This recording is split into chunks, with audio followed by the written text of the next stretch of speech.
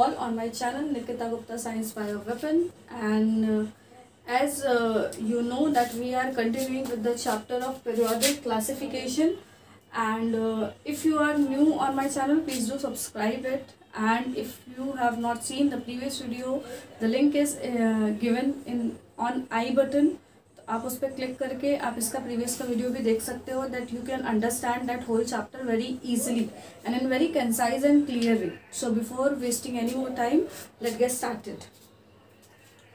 So in this particular video we are going to start with the modern periodic table. As we know, as we have discussed in previous video, that Henry Moseley is the scientist who has already made that point very clear in case of Mendeleev periodic table, that if in place of atomic masses Mendeleev have used the atomic number, then the anomalies of Mendeleev periodic table will be sorted very easily. So when the Niels Bohr has started working on this modern periodic table, then he has used the key word, the key property as a atomic number.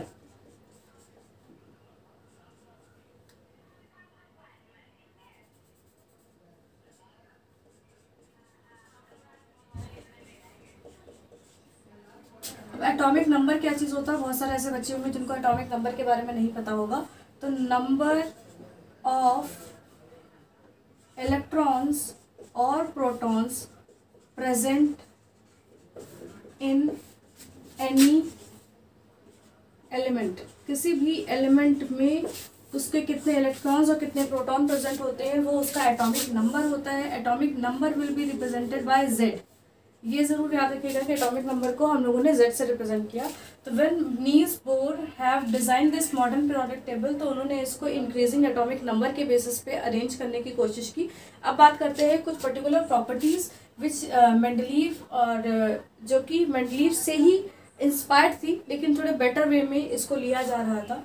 जब modern periodic table की classification की बात हुई तो हम लोग compare करते हुए चलेंगे कि मेंडलीव में क्या था और मॉडर्न में क्या था, तो जिससे आपको दोनों की कंपैरेटिव स्टडी मिल जाएगी. अगर आपको याद the Mendeleev periodic table, Mendeleev has designed his periodic table on the basis of increasing atomic masses, और उन्होंने अपनी टेबल को ग्रुप्स एंड पीरियड्स में डिवाइड किया था. अगर आपको याद हो तो हम लोग फिर से एक बार रिकॉल कर ले. Groups are the vertical column and periods are the horizontal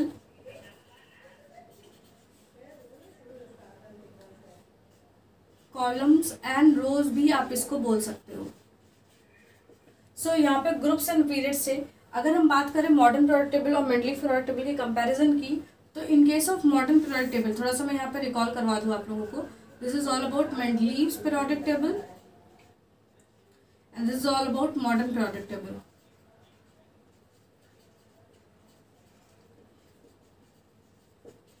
In case of Mendeleev group की बात की जाए तो all total there are 8 groups, लेकिन अगर हम मॉडर्न पीरियोडिक टेबल की बात करते हैं तो all total we have 18 groups. If you talk about the periods, all total यहाँ पे 6 पीरियड थे, बट यहाँ पे हमारे पास में 7 पीरियड्स हो चुके थे. प्लस ठीक है, there will be no lanthanide and actinide series. ठीक है, बट यहाँ पे इनकी प्रेजेंस देखने को मिल रही थी. अब क्वेश्चन ये है कि पीरियड्स में जो एलेक्स सीबीएसई का क्वेश्चन देख लेते हैं. इस क्वेश्चन में ये होता है, suppose that any element X has atomic number 13, calculate its period or group. How you are going to calculate? अगर आपको एटॉमिक नंबर बता दिया जाए तो आप कैसे पता करोगे? क्योंकि हम लोगों ने ये तो पढ़ लिया कि उनके पास कितने पीरियड्स थे और उनके पास में कितने ग्रुप्स थे, लेकिन ये कैलकुलेट करना भी बहुत ही आसान होता है बच्चों. जैसे अगर मान लीजिए आपके पास 13 है तो what you have to do, first step you have to write down the configuration. तो कॉन्फ़िगरेशन 283, आई होप कि हम लोगों ने क्लास 9th में कॉन्फ़िगरेशन पढ़ा हुआ है. तो दीज आर द शेल्स, जैसे ये के शेल है, this is L shell and this is M shell. So K में आपका मैक्सिमम एकोमोडेशन 2 इलेक्ट्रॉन्स का है, एल पे 8 का है, एम पे 3 का है. एकोमोडेशन पावर निकालने का फॉर्मूला यही है 2n²। n is equal to number of shell. जिस भी शेल में आपके इलेक्ट्रॉन्स डिस्ट्रीब्यूट हो रहे हैं आप उसके हिसाब से उसकी मैक्सिमम एकोमोडेशन पावर निकाल सकते हो। मैं इसको एक बार यहाँ पे क्लियर कर दूं। सपोज करो अगर n इज इक्वल टू 2 है, यानी आप दूसरे शेल पे हो, तो what you have to do, 2 into 2 का स्क्वायर, तो 2 इंटू 4 इज इक्वल टू 8, यानी जो सेकेंड शेल होगा उसकी मैक्सिमम एकोमोडेशन पावर 8 इलेक्ट्रॉन्स की है।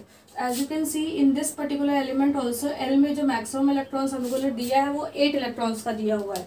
एंड इन केस ऑफ के, चूंकि यहाँ पे n इज इक्वल टू 1 है, तो जब आप n को कैलकुलेट करोगे, 1 का स्क्वायर करोगे, तो यू विल गेट 2 इलेक्ट्रॉन्स। तो in case of that 2 electrons, इसी तरीके से m शेल्स का आप कैलकुलेट कर सकते हो, n शेल का कैलकुलेट कर सकते हो। जैसे जैसे आप आगे जाओगे आप वहाँ पे कैलकुलेट करोगे। तो हम लोगों ने ये कैलकुलेट कर लिया। ये इलेक्ट्रॉनिक कॉन्फ़िगरेशन है जो हम लोगों ने लिखा है यहाँ पे, इलेक्ट्रॉनिक कॉन्फ़िगरेशन। तो 283 हम लोगों ने इलेक्ट्रॉनिक कॉन्फ़िगरेशन के तौर पे रखा है यहाँ पे। Afterward what we have to do, we have to calculate the period. हमें ये पता करना है कि वो किस पीरियड को बिलोंग करते हैं और किस ग्रुप को बिलोंग करते हैं। देखो पीरियड बिलोंग करने के लिए तो बहुत ही आसान सा है। पीरियड में आपको सिर्फ कैलकुलेट करना है नंबर ऑफ शेल एक्वायर्ड। फिर से मैं रिपीट कर रही हूँ, नंबर ऑफ शेल्स रिक्वायर्ड और एक्वायर्ड। तो यहाँ पे आप देखो 13 अगर एटॉमिक नंबर है तो देन वी हैव 283, 1 2 3, 3 शेल्स आपको देखने को मिल रहे हैं। तो इसका मतलब है कि जो इसका पीरियड होगा वो कौन सा होगा, 3। Very good. Then coming on the group, अब आप ग्रुप को कैसे कॉन्फ़िगर करोगे, तो ग्रुप के लिए आपको जरूरत पड़ेगी वैलेंस इलेक्ट्रॉन की। अब वैलेंस इलेक्ट्रॉन क्या होता है, electrons which are present at outermost shell. ऐसे इलेक्ट्रॉन्स जो कि आउटर मोस्ट शेल्स में प्रेजेंट होते हैं हम उनको वैलेंस इलेक्ट्रॉन कहते हैं। तो अगर आप देखो इस एलिमेंट का, ये जो एक्स एलिमेंट हमारा जिसका आउटर इलेक्ट्रॉन में कॉन्फ़िगरेशन आपको कितने का दिख रहा है, यहाँ पे आपको दिख रहे हैं 3 इलेक्ट्रॉन्स। तो यहाँ पे जो इसका वैलेंस इलेक्ट्रॉन आएगा वो कितना आएगा, 3 आएगा।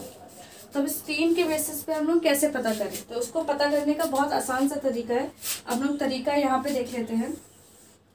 आपको करना क्या है, वैलेंस सेल को, जो भी वैलेंस सेल आपके पास आएगा, देखो वैलेंस इलेक्ट्रॉन्स आपके 2 कैटेगरी में आपको डिवाइड करने, क्योंकि this will be between 1 to 8। इससे ज़्यादा का वैलेंस इलेक्ट्रॉन आपको नहीं मिलेगा कहीं पे भी। तो अगर आपका वैलेंस इलेक्ट्रॉन 0 1 और 0 2 आता है, 0 1 और 0 2, मैं फिर से रिपीट करूँ, अगर वैलेंस इलेक्ट्रॉन 1 और 2 आता है तो उसका ग्रुप नंबर भी 1 या फिर 2 होगा। लेकिन अगर वैलेंस इलेक्ट्रॉन बिटवीन 3 to 8 आएगा, 3 to 8, जैसे यहाँ पे हम लोग के पास में 3 आया है, तो what you have to do to calculate the group number, ठीक है, जितना भी वैलेंस इलेक्ट्रॉन है उसमें आपको 10 ऐड कर देना है and then you will get the valence electron. जैसे मान लो हमारे पास में कितना है, 3 है, तो what we will do, we will add 10 in this. तो हम लोग का जो ग्रुप नंबर होगा वो कौन सा होगा, 13th ग्रुप होगा। अगर आप लोग देख सकते हो स्क्रीन पे इस समय, तो हमारे पास में मॉडर्न प्रोडक्ट टेबल है स्क्रीन पे। आप स्क्रीन पे देखो, जो एलिमेंट हम लोगों को मिला था एक्स, उसका अगर आप देखो तो उसका जो पीरियड होगा आप कैलकुलेट करो, 1 2 3, देखो 3 कैलकुलेट हो रहा है। और अगर हम लोग ग्रुप की बात करें तो दिस इज 13, आप ऊपर से देख सकते हो ये 13th ग्रुप में। एंड दैट एलिमेंट, अब पूछा जाएगा कि वो एलिमेंट कौन सा है, तो ये आपको याद करना पड़ेगा। 1 to 20 तक के एलिमेंट्स आपको जरूर याद होने चाहिए। तो 13 element will be your aluminium. तो ये आपका एल्यूमिनियम होगा जो कि यहाँ पे आपको देखने को मिल रहा है। होप आपको इतनी चीज़ें यहाँ तक की समझ में आई होगी। फिर से एक बार रिकॉल कर लेते हैं। Modern periodic table was given by Niels Bohr. ये कहीं ना कहीं मेंडलीव पीरियोडिक टेबल पे करेक्शन करने पे बनी थी।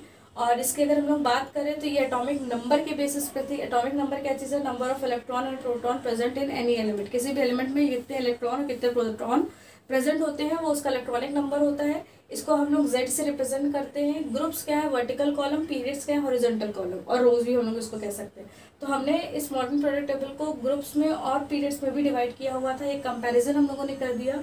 मेंडलीव में ग्रुप 8 थे पर मॉडर्न पीरियोडिक टेबल में ग्रुप 18 है। मेंडलीव में पीरियड 6 थे पर मॉडर्न पीरियोडिक टेबल में हमारे पास 7 पीरियड्स है। और no lanthanide and actinide series will be there, but in case of modern periodic table there is a presence of lanthanide and actinide series. इसके अलावा हम लोगों ने ये कैलकुलेट किया कि अगर आपको एटॉमिक नंबर दिया जाता है तो आप किसी भी एलिमेंट की ग्रुप और उसकी पीरियड की पोजीशंस को आप कैसे कैलकुलेट कर सकते हो। होप ये आपको बहुत क्लियर हो गया। मैं फिर से रिकॉल करा दूँ कि पीरियड के लिए नंबर ऑफ शेल्स एक्वायर्ड, जब भी आप कॉन्फ़िगरेशन लिखोगे आपको तुरंत समझ में आ जाएगा कि उसमें कितना पीरियड्स है। एंड जैसे ग्रुप की बात है, बस वैलेंस इलेक्ट्रॉन को आपको देखना है। तो वैलेंस इलेक्ट्रॉन क्या है, जो आखिरी शेल में इलेक्ट्रॉन प्रेजेंट है उसको वैलेंस इलेक्ट्रॉन कहेंगे। उस इलेक्ट्रॉन में आपको बस ये कैटेगराइज करना है कि उसका जो वैलेंस इलेक्ट्रॉन है वो 1 और 2 है या 3 to 8 है। अगर 1 2 है तो ग्रुप नंबर भी 1 ही होगा या 2 होगा। अगर ग्रुप ठीक है, अगर 3 और 8 है तो आपको सिर्फ 10 ऐड कर देना है। इट इज़ नॉट अबाउट कि यहाँ पे सिर्फ 3 ही हो सकता है। इट इज़ ऑल अबाउट कि अगर 4 है, 5 है, 6 है, कुछ भी आपको दिया जा रहा है तो आप उसमें बस 10 ऐड कर दो, आपको उसका ग्रुप नंबर बड़े आसानी से पता चल जाएगा। होप आपको यहाँ तक की चीज़ें समझ में आई होंगी। With the periodic trends which we can see in the periodic classification of modern periodic table. Okay, अब periodic trends होते क्या चीज़ है पहले आप ये समझ लो। बिकॉज देखो periodic table का मतलब क्या है कि आपको एक पर्टिकुलर इंटरवल के बाद कहीं ना कहीं क्या जो भी प्रॉपर्टीज़ है उसका एक रेपिटेशन देखने को मिलता है। ठीक है, जैसे हाइड्रोजन हीलियम है, हाइड्रोजन हीलियम के बाद जैसे ही आप लिथियम पे आते हो तो हाइड्रोजन और लिथियम की प्रॉपर्टीज़ में आपको कुछ ऐसी प्रॉपर्टीज सिमिलैरिटीज़ होंगी जो कि आपको सेम देखने को मिलेगी। सेम उसी तरीके से जब आप लिथियम से पास होते हुए फिर वापस सोडियम पे आते हो सेम पीरियड के अंदर में, तो वहाँ पे आप ग्रुप में आते हो तो जब आप देखते हो वहाँ पे आपको सोडियम और लिथियम के बीच में कुछ सेम तरह की प्रॉपर्टीज देखने को मिलती है। तो इसी को हम लोग पीरियोडिक ट्रेंड कह देते हैं। तो आज हम लोग कुछ पीरियोडिक ट्रेंड्स को बात करेंगे। पहले हम लोग बात करेंगे ग्रुप वाइज, फिर हम लोग बात करेंगे पीरियड वाइज। हम लोग पहले हम पीरियड वाइज लेकर के चलते हैं, फिर हम लोग ग्रुप वाइज लेकर के चलेंगे।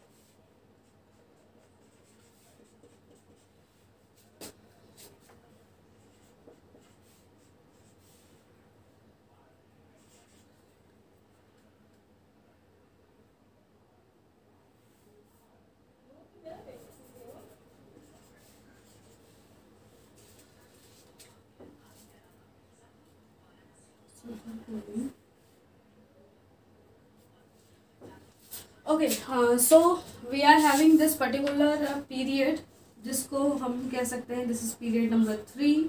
सोडियम है जिसका atomic number 11, magnesium 12, aluminium 13, silicon 14, 15, sulphur is 16, chlorine is 17। बाकी मैंने नहीं रखा क्योंकि वो एक नोबल गैस है तो उसमें कोई बहुत ज़्यादा वेरिएशन आपको देखने को नहीं मिलेगा।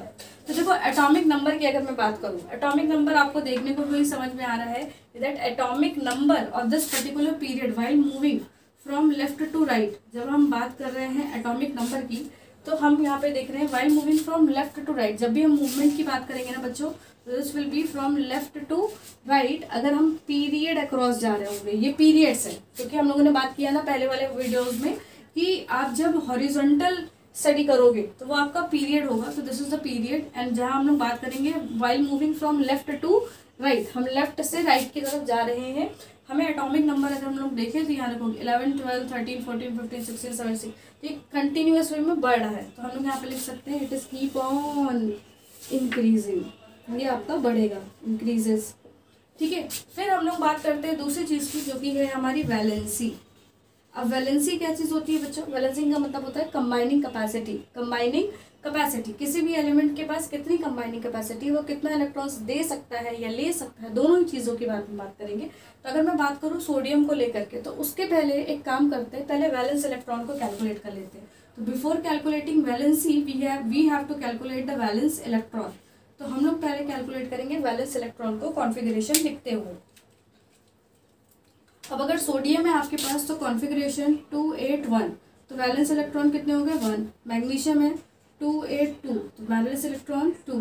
एल्यूमिनियम 283, तो वैलेंस इलेक्ट्रॉन 3। 284, तो वैलेंस इलेक्ट्रॉन 4। 285, तो वैलेंस इलेक्ट्रॉन 5। सल्फर में 286, तो वैलेंस इलेक्ट्रॉन 6। क्लोरीन 287, 7। तो वैलेंस इलेक्ट्रॉन कितने हो गए 7। तो ये आपके पास में आ गया है वैलेंस इलेक्ट्रॉन, और हम लोग इसी वैलेंस इलेक्ट्रॉन के बेसिस पे अब कैलकुलेट करेंगे वैलेंसी को। अभी भी बात हुई वैलेंसी क्या है, कंबाइनिंग कैपेसिटी, कोई भी एलिमेंट कितना ज़्यादा कंबाइन कर सकता है वो उसकी वैलेंसी के ऊपर भी डिपेंड करता है। तो अगर हम लोग यहाँ पे देखें तो 1 है, यानी वो 1 इलेक्ट्रॉन है उसके पास। तो for sodium atom it is very hard to give, है ना। आप अगर बात करो तो वो बड़ी मुश्किल से बाहर से 7 इलेक्ट्रॉन को जुटाएगा और अपने ऑक्टेट को कंप्लीट कर पाएगा। तो वो क्या करता है, बड़े इजीली वो अपने 1 इलेक्ट्रॉन को डोनेट कर देता है। तो इसकी वैलेंसी कितनी है 1। इसी तरीके से मैग्नीशियम की भी वैलेंसी कितनी है 2, एल्यूमिनियम की भी 3। अब आते हैं सिलिकॉन के केस में। अब सिलिकॉन आप लोगों को पता है इसके आखिरी के जो शेल है उसमें 4 इलेक्ट्रॉन है। 4 इलेक्ट्रॉन का मतलब लेना भी उतना ही मुश्किल है, देना भी उतना ही मुश्किल है। अब कैसे मुश्किल है, अगर मैं 4 इलेक्ट्रॉन किसी को दे दूं तो मेरा शेल बिल्कुल खाली हो जाएगा, मेरे पास प्रोटॉन्स की संख्या ज़्यादा हो जाएगी, इलेक्ट्रोपॉजिटिव एलिमेंट हो जाएगा, दिक्कत करेगा। अगर मैं 4 इलेक्ट्रॉन बाहर से ले लूँ तो इलेक्ट्रॉनों की संख्या ज़्यादा हो जाएगी, इलेक्ट्रोनिगेटिव ज़्यादा हो जाएगा, तो भी दिक्कत करेगा। तो इसलिए सिलिकॉन बेचारा अपने आप को कोवेलेंट करता है, पर उसकी वैलेंसी आपकी कोवेलेंसी के तौर पर 4 ही है।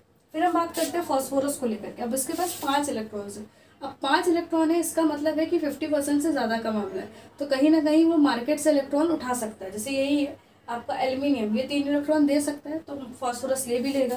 तो इसकी भी वैलेंसी कितनी हो गई 3। सल्फर की वैलेंसी 6 है, तो 2, और क्लोरीन की वैलेंसी 1।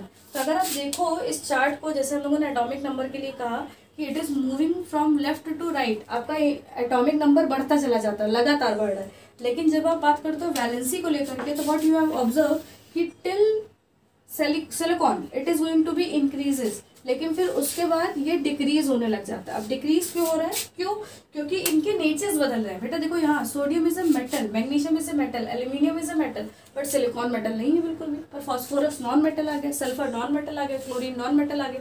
तो जब मेटल और नॉन मेटल बदलेंगे तो जाहिर सी बात है वैलेंसी भी चेंज होगी, क्योंकि सबकी अपनी अपनी एक केमिकल रिएक्टिविटी है, और इसी को हम पीरियोडिक टेबल में पढ़ रहे हैं। तो आपको मेरे ख्याल से एटॉमिक नंबर, वैलेंस इलेक्ट्रॉन और वैलेंसी 2 प्रॉपर्टीज आपको क्लियर हो गई होगी। अब हम लोग बात करेंगे तीसरी प्रॉपर्टी की, which is atomic size.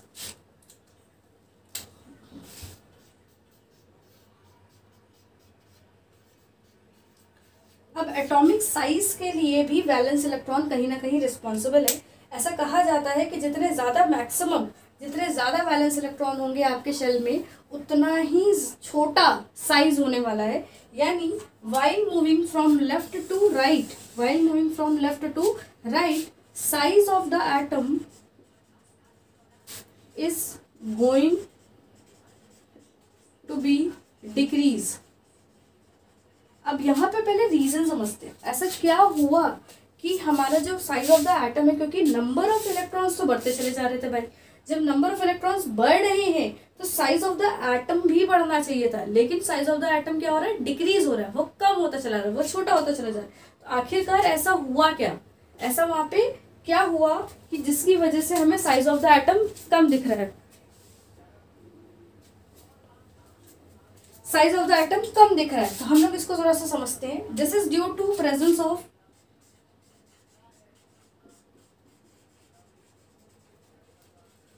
Effective nuclear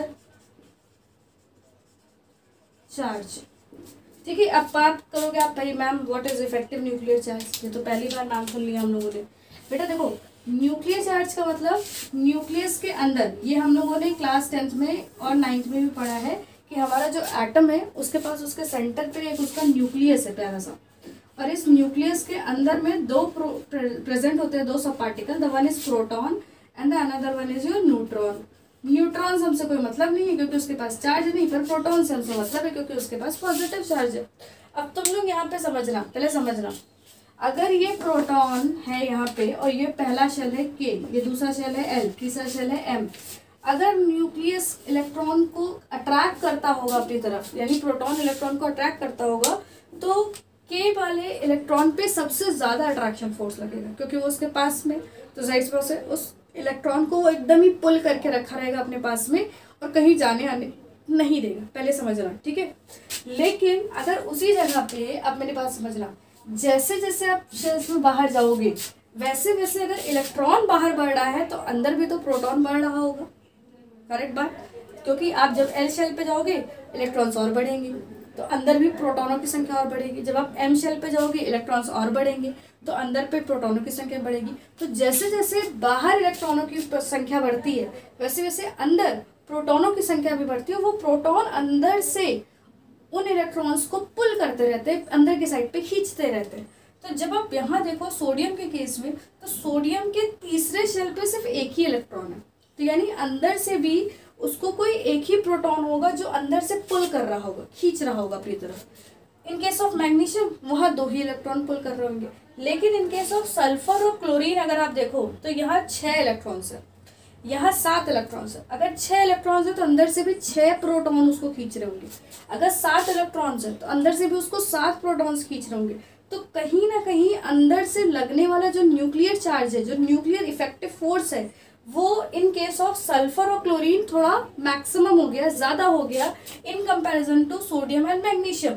and due to that effective nuclear charge, जब कोई चीज़ अंदर खींच रही है तो आप ज़्यादा तो भाग नहीं पाओगे, तो शेल्स बेचारे श्रिंक कर जाते हैं, तो साइज में एटम जो आपका है वो छोटा हो गया। तो when we are moving from left to right, जैसे जैसे अंदर इफेक्टिव न्यूक्लियर चार्ज बढ़ेगा, अंदर न्यूक्लियर चार्ज किसकी वजह से? प्रोटॉनों की वजह से, और बाहर इलेक्ट्रॉनों की वजह से। तो जैसे जैसे प्रोटॉन अंदर की तरफ बढ़ेंगे वैसे वैसे वो शेल्स को अपनी तरफ खींचते हैं इलेक्ट्रॉन्स के साथ। जब इलेक्ट्रॉन्स बेचारे अब न्यूक्लियस के टुवर्ड्स जाएंगे तो जाहिर सी बात है जो साइज ऑफ द एटम है वो आपका धीरे धीरे डिक्रीज कर जाएगा। मेरे ख्याल से यहाँ तक आपको समझ में आया होगा कि एटॉमिक साइज क्या है। Size of the atom is going to be decreases. क्यों? क्योंकि due to presence of effective nuclear charge. अब इसके अलावा जो नेक्स्ट प्रॉपर्टी है हम लोग नेक्स्ट वीडियो में देखेंगे।